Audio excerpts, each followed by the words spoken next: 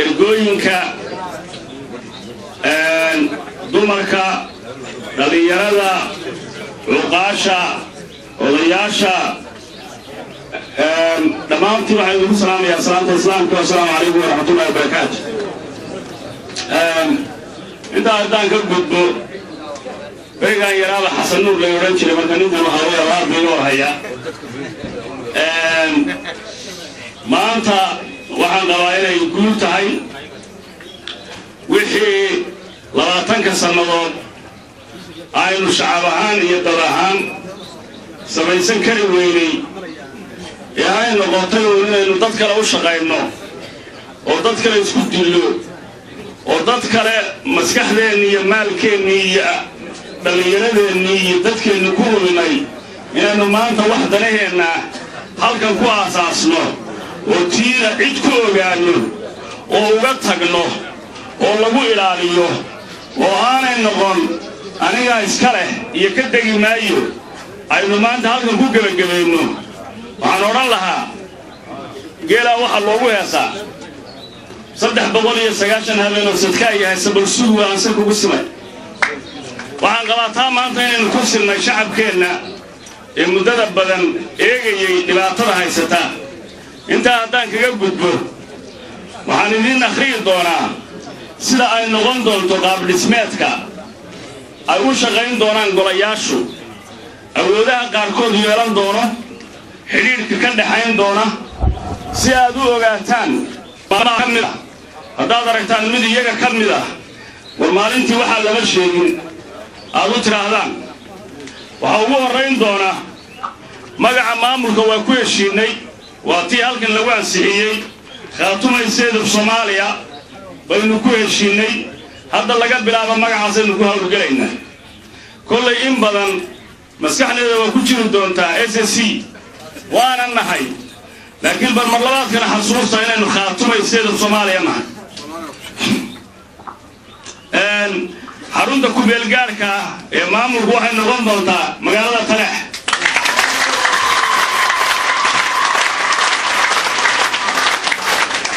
aan ku celiyo waa ku beelgaar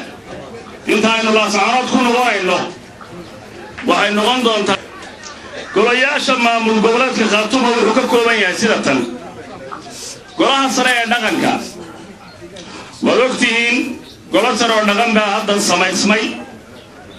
waad ogeydeen dhibaatadii ismadeenna ayna ku jireen innagana inaga haysatay ilaahay mahadii weeye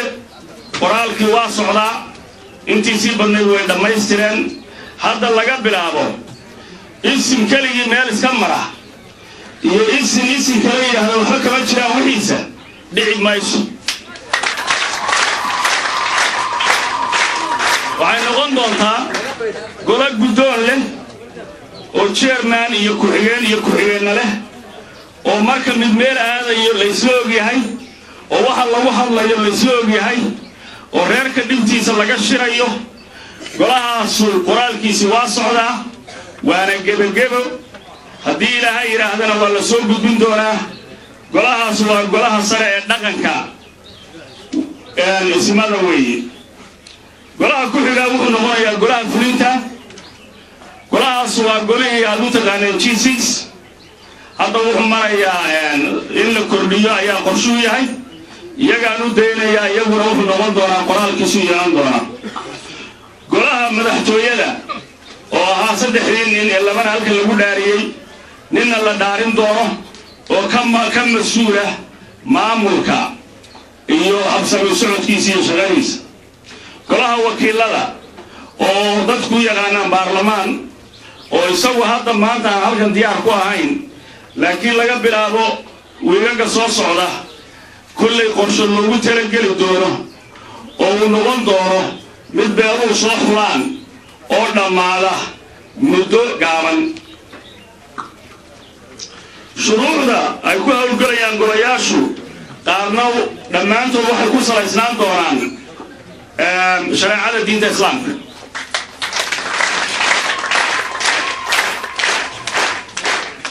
shareecada diinta islaamka dadku waxay u yaqaanaan midhaa gamcaha iyo la isasharo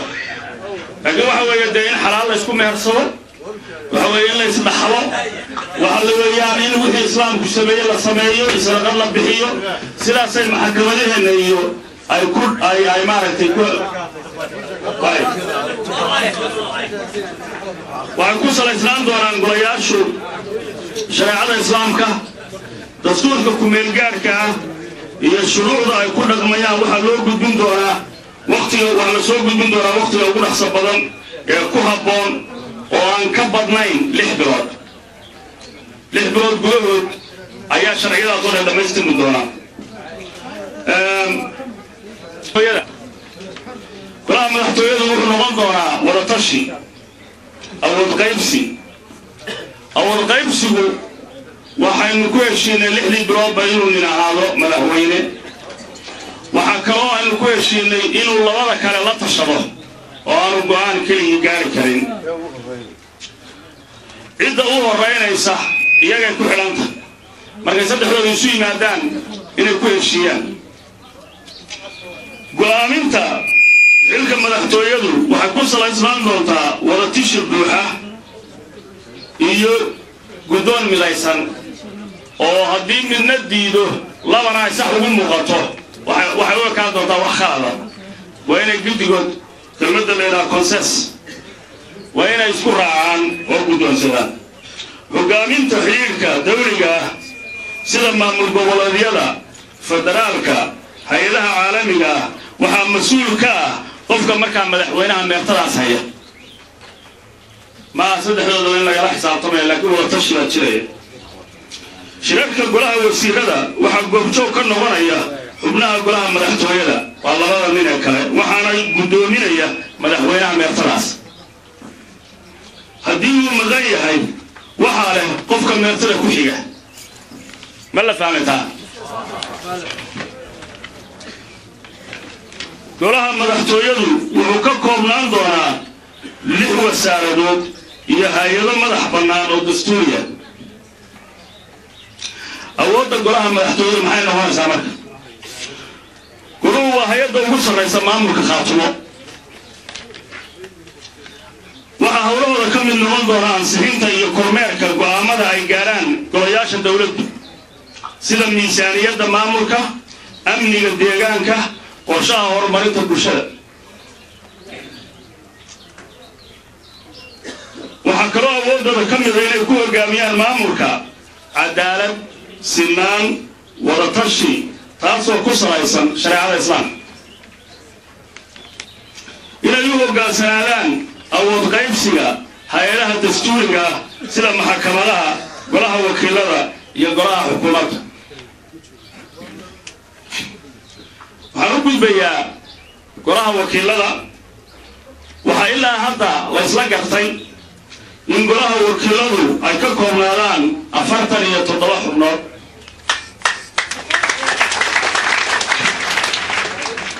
inay beeluhu soo xushaan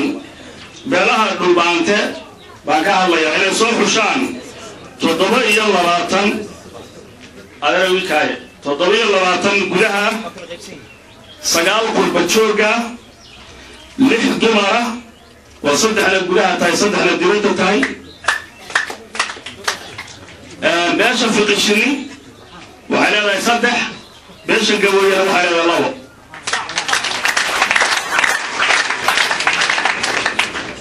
xulidda xubnaha golaha iyo shuruucda golahaas waxaa la dhammaystiri doonaa waqtiga ugu dhaqso badan ee suurtagalka ah oo aan ka badnayn 6 bilood waxaan ku noqonayaa in yar waxaynu sheegnay guddiga fulinta iyo madaxtooyada xiriirka ka dhaxayn doona isaguna waa qornaan doonaa labada cidda guddiga fulinta ka joogta iyo nimanka odayaasha ee madaxtooyada la magacaabay ayaa isla tawfiiq ninka isaga ee muujiyo in baahanta maamulka sina wax ku soo dhawaadana بسم الله سيد المرسلين نبينا محمد وعلى آله وصحبه وسلم وكان كما دحتويده سريد سرادينتا قراجي ناينكا قراه وسيرده هوينكا علماء الدينكا dhalinyarada saxaafada لما أنتين وحن تكون سلام يا سلامة إسلامك السلام عليكم ورحمة الله وبركاته سلام كبعدي المهدي الله بيسكله إلى أبورتي شرفتي كلامي إنه سميي سلاني وضع إنه أبوري إنه قدر الدورة إنه كلامي أيام هذا كواد إسكله وحال هذا هالكلمة هذه قصة شيدين إياه هو المرور بمهذا قصة شيدين شعبوينا هذا ترى يهوين كبيرها البهانته يفوقشيني يجبويه سيدا قيمها شرف له توليمدا هالكن قروح ضبطنا سؤال عسومي يشعبوينا هذا ترى ومرتجلي فدوينها عصور شيء ككليني إلى ما فرهريري إلى ما تشيدري وحاليا هيئات ياد بدل ما سنتين إلى هنا خير حسرات الكسي أنت عدينا كجذب ما أنت مالين تاريخ يومي ومالين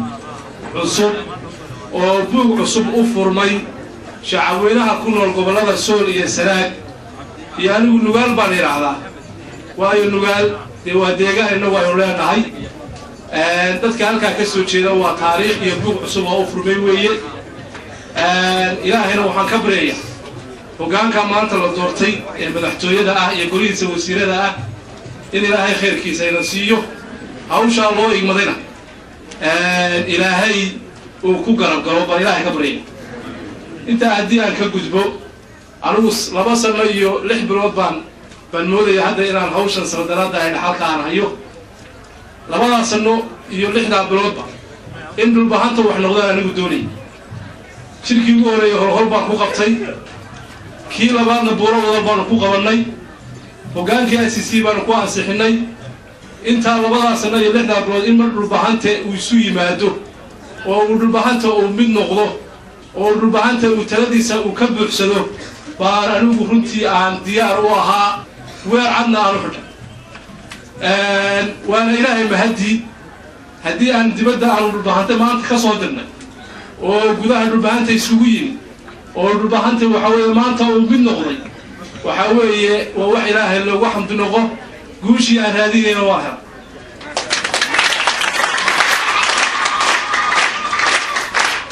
waxa weeye khaatuma waxaan ku qabanay London waad ogtihiin aqooyaankii dhulbahanta iyo waxgaradkii haweeniyo iyo ragba way isugu yimaadeen خاتمة تورا وحلقوا بالله ماشي هذا أيام ما تفرنا ترى هل كان وماشي ومدة صومالية هل كان كيدو وكبر عمي وأنا ماشي ومدة صومالية من نمد يتلذ وأكبر عمي هذه هاي أنا وحنا ديارنا حين عدنا صلادين تنهاي إن البهانة ومن نقضه وأنا خشقين إلى هاي لمد بكندجي وحمانت هل كان كعب وتاريخها Soomaaliyeed gali doonta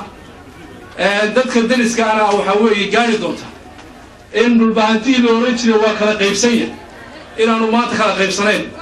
oo meel fadhiyo waxaa meesha ka baxday in la yiraahdo dhulbahanta mid ma waxaa meesha ka baxday in la yiraahdo dhulbahanta wax ma qabsan karo waxaa meesha ka baxday in la yiraahdo dhulbahante iyo foqoshini iyo gabooye waa isku mid oo isku deegaan mid ma noqon karaan maamul lama samaysan karaan taasina waxa weeye way ka baxday waxa weeye maamulkaas maanta lagu dhawaaqay ee Khaatuma State of Somalia sida aad ogtiin oo Professor Ali Khalid ba sheegay waxa weeye golaha G9 iyaga ayaa soo xushay ragga maanta ay hawsha u dhiibeen haddaanu annagu salaadiinta nahay hawsha sida la idiin soo gaarsiiyay baa naloo soo gaarsiiyay waana ku raacnay oo ku wada raacnay waxay taasi cadaynaysaa inaan dhulbahantiinayka ragga ay soo xusheen ay iyagu ay soo diyaarsadeen ilaa aynu ku garab istaagno wixii ka soo baxana aynu taladeeda iyo go'aankeeda yeelanno waayo rag aqoon la weeye G9ku iyaga arrimahan inooga dhundalooda iyaga arrimahan inooga siyaasisan iyaga og meesha ay wax marinayaan iyaga ayaa ragga soo xushay la isma xanto dhulbahantoo yeelan isxaman ragga ay maanta keeneen iyaga keenay dhammaanteedna golahaasina kaga wada raacnay waxa weeye waa eegaynaa waa garab taaganahay waa la shaqaynaynaa waxa weeye sidii aanu gacantiya lugta u taagan baanu haddana u taagaynaa waxaanu leenahay ilaahay halkaa idinku asturo ilaahay hawshaa laydiin dhiibay ha idinku karaameeyo annaguna waxa weeye haddii aanu salaadiinta nahay dee guddoon baad tidhahdeen baan leedihin oo in badan aanu dhulbahante aanu laga wartalada aanu wax ka ogaano dee guddoonkii wannaga maanta idin go'aaminay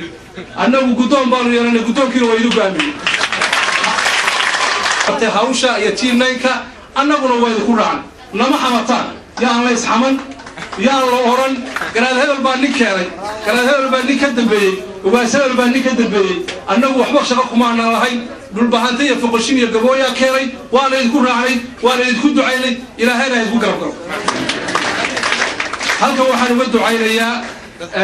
dadka xanuunsanaya oo faraha badan garaad jaamac garaad cali baa ducada u diraya maanta fara badatay oo diiskii fara badnay waqtiguna gaaban yahay ay tahay salaadii